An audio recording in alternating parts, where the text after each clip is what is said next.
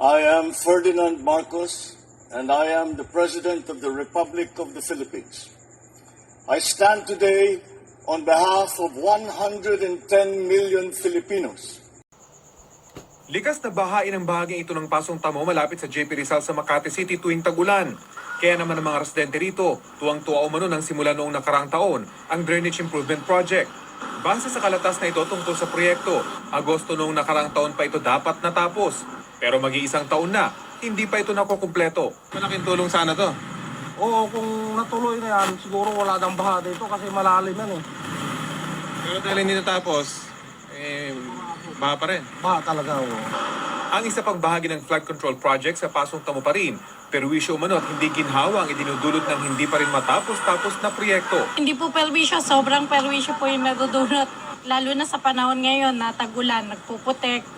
Nagkakos din ho yan ng mga sakit sa mga bata, sa mga dumadaan. Tsaka po yan, perwisyo sa negosyo.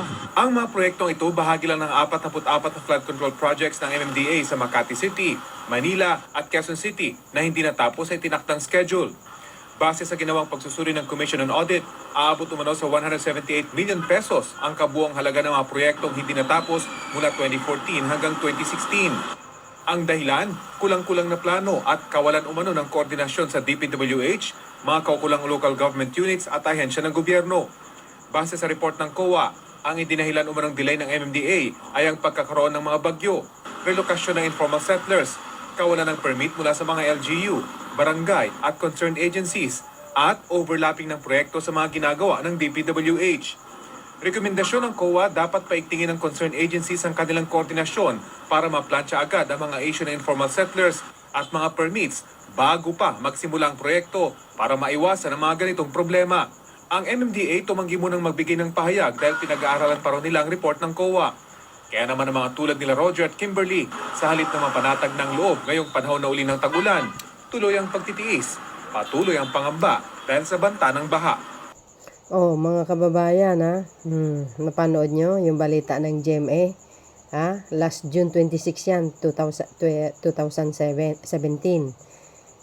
Ibinalita po yan. Ngayon, gusto lang po natin talaga linawin dito sa mga, sa mga anti-Marcos na lahat isinisisi kay Pangulong Marcos Jr. itong mga flood control. Ngayon, di ba narinig nyo yan? Yan po ay automatic sa panahon pa ni Panot yan. So, ibig sabihin, maraming flood control nung that time na yun na nakatingga, na hindi tinapos. Mga kababayan. So, ang katwiran nila, kulang sa communication, kung ano-ano pa. So, malinaw dito, mga kababayan, maraming proyekto na nakatambak na hindi po tapos. Sa panahon po yan ni dating Pangulong Aquino. Sa katauhan ni Panot. Yan tawag natin sa kanya eh. So dahil dito mga kababayan, ang mga project na ito, supposed to be tapos na po yan. Kung ipinagpatuloy ni Duterte. Kaso lang, hindi.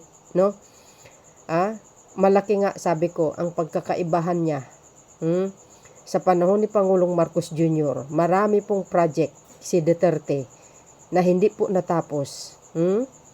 Si PBBM po ang tumapos. You see guys, kung gaano kabait si Pangulong Marcos Jr. Now, sa panahon naman ni Duterte, ito po yung balita din ng isang mainstream media. Pakinggan nyo ito Sabi kasi, supposed to be, natapos ng 2022, pero hindi pa rin. Antindi mga kababayan yan, itong video na ito, yan po ay panahon ni Panot. Kaya kung bakit nababaha ang Maynila. Ngayon, isinisisi kay Pangulong Marcos Jr. Kaya nga lagi ko sinasabi sa inyo, bago nyo po husgahin si Pangulong Marcos Jr., mag-research muna po kayo kung ano po ang katotohanan. Okay? Ito pa. Ito naman sa panahon ni Digong, mga kababayan. Panoorin nyo ito. Konting buhos lamang ng ulan, may ilang bahana. Sa mga ganitong pagkakataon, umaasa ang mga taga-Pasig maging ilang taga-Taguig at Pateros sa Labasan Pumping Station sa Taguig na nagpapump ng tubig baha palabas ng Laguna de Bay. Before, yung wala itong matagal ang subside. because capacity. Isa lamang ito sa 36 na pumping stations sa Metro Manila na isa sa moderno sa malawakang Metro Manila Flood Management Project na iniutang sa World Bank. Ang upgrade o rehabilitasyon nitong Labasan Pumping Station dito sa Taguig ay isa doon sa mga proyekto, yung mga foreign assisted project na nasilip ng Commission on Audit na may slippage o delay sa kanilang 2022 audit. Ayon sa COA, kasama ito sa 14 na mga foreign assisted projects na nagkakahalaga ng 63 billion pesos.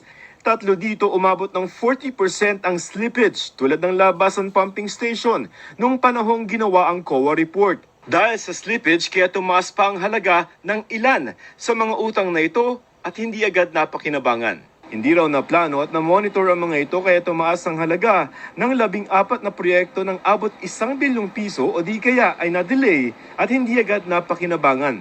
Sinusubukan pa naming humingi ng panig ng Department of Public Works and Highways. Paliwanag ni dating COA Chairman Grace Pulido Tan, mahalagang masunod ang mga schedule ng mga proyekto nito at sa bawat delay ng proyekto lalo na yung mga iniutang, pera rin ang katumbas. Delay in the performance, pangit yun, di ba? Okay. Ikaw yung borrower, tapos hindi mo naman na-deliver yung project as contracted. Kung hanggang saan yung binigay ng World Bank, kukulangin yun. Magdadagdag ka. Sa compound ng Labasan Pumping Station sa Taguig, nakapaskil na December 2022 pa dapat natapos ang 375 milyong pisong proyekto. DPWH ang nakatokang gumawa ng pasilidad tulad ng pumping station habang MMDA ang magpapatakbo. Nang puntahan namin ito, tinitest na ang mga bagong generator sets. Nung 1 linggo ay natapos na rin ang paglalagay ng 3 bagong pump dagdag sa dating 4. Hindi pa namin matiyak sa DPWH kung ito na ba ang kabuuan ng proyekto. Pero ayon sa MMDA, ngayong buwan ay bibisitahin na ito ng World Bank at sakto na sa tag-ulan ang operasyon ng mga bagong pump. Gawa na po namin, nakuha na po. And then functional na siya by kailan? This coming rainy season. Guys, napanood nyo, napakinggan nyo. Supposed to be tapos na yan noong 2022. Diba mga beswa? Big sabihin, under the Duterte administration, na dapat tinapos nila po yan. Ngayon na nagkaroon ng baha sa Metro Manila, kanino isinisi? Kay Pangulong Marcos Jr. Biro nyo. So dahil dito sa project na ito, mga kababayan, nakatingga, sino nagtapos? Hindi si Pangulong Marcos Jr. Yan po ang iniwan ng mga past administration. Ang tanong, yung mga pundo, nasaan? Ay, nako. Yan ang hirap po din minsan sa mga anti-Marcos. Kung makapaghusga, malinis. Dapat nga nagpasalamat kayo kay Pangulong Marcos Jr. Bakit? Tinapos niya po yan. Tinapos niya po yan. Ganyan ang may pusong mamon, mapagmahal, para kasi yan sa mamamayang Pilipino. Ang magbe-benefit yan sa mamamayang Pilipino sa Metro Manila. Dahil itong mga nakaraan pa, 2024 yata, Binahang Maynila, di ba? Sa tingin nyo kaya, ayan, pag ginawa yung mga flood control yan, magic ka agad, tapos na kinabukasan, hindi. Siyempre, ipapagawa pa yan gagawin pa yung mga plano kung ano-ano. Di ba? So, dahil dito, mga kababayan, ano po ang kapalagayan nyo?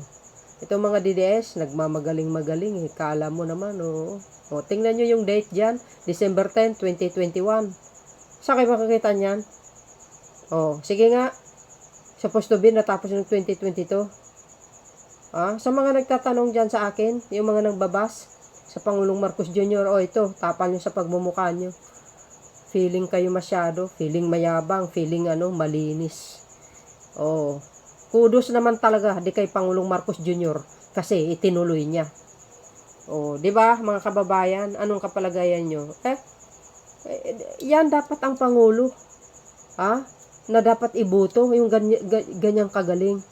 Kaya nga, mga kababayan, pag si Speaker Martin ang magiging Pangulo, tuloy-tuloy ang progreso. O yan o. Anong date yan? O. Anong date yan? December 10, 2021. December 9, 2022. You see? Saan kayo makakita niyan? O, kaninong administration yan? Yan ang sinasabi natin eh. Diba? O. Kaya nga sabi ko, si Pangulong Marcos Jr., yung mga magagandang proyekto na pinagawa niya, dapat talaga ang sumunod sa kanya, yung talaga maasahan. Ika nga yung susunod na Pangulo. Kaya kung si Speaker ang kanyang patakbuhin, aba, sigurado yan, tuloy ang progreso mga kababayan. Kasi hindi din papayag si Pangulong Marcos Jr. Na mapunta sa wala yung mga pinagpaguran din naman niya. 'Di ba? Dapat yung sumunod sa kanya bilang Pangulo ng Pilipinas, yung talagang tuloy-tuloy ang progreso ng Pilipinas. Para naman din sa atin lahat yan eh. So yun mga kababayan, ano po ang kapalagayan nyo? Shout out sa mga DDS na magaling mamuna sa Marcos administration. Malinaw na malinaw ha. Yung sinasabi nyo 5,500 flood control. Hoy, excuse me. Hindi lang po sa Maynila yan, buong Pilipinas. Excuse me. Maraming natapos. So, uulitin ko ha. Itong video na ito na hindi natapos. Ng mga past admin, si Pangulong Marcos Jr. ang nagtapos. Kayo talaga, So, yun mga kababayan, ang pinaka-latest updates video ko. Maraming salamat sa inyong watching. See you again on my next upload.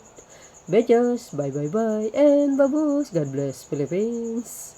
Si PBBM lang talagang sa kalam. Ano?